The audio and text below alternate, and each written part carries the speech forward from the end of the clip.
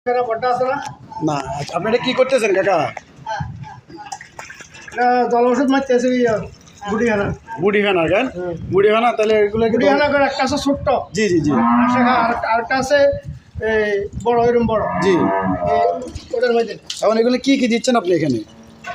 জল ওষুধ দিছি আর লবণ দিছি। জল ওষুধ কই এটা? এটা না, এই যে আপনাদের দ্বারা অনেক সময় এই যে পুকুরে অথবা খালে বিলে এই যে ছোটো ছোটো যে কচুরি ফেনাগুলো বলে, এটাকে আমরা এই ওষুধটা ব্যবহার করা হয়েছে। আর এটার সাথে আপনি কি দিচ্ছেন লবণ না? লবণ, মানে লবণটা দেওয়ার মানে কি এটা কি হবে কাকা? লবণ দিলে তাড়াতাড়ি অ্যাকশন করে না?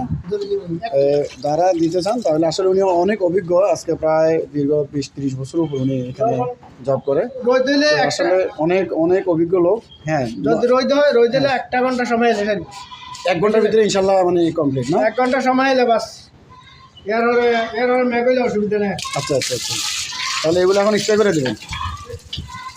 এই যে উনি এখন স্প্রে করবো, আমরা দেখতেছি উনি এই যেটা পাতে নিচ্ছে।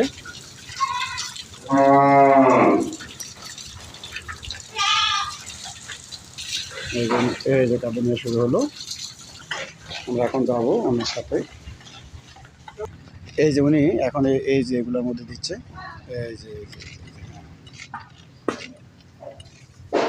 এই যে কচুরি ফেনাগুলা যারা ধ্বংস করতে চান এবং অনেকে মাছ চাষ করেন অথবা এগুলোর জন্য খুব সমস্যা, তাহলে আমি ওষুধটা দেখিয়ে দিয়েছি।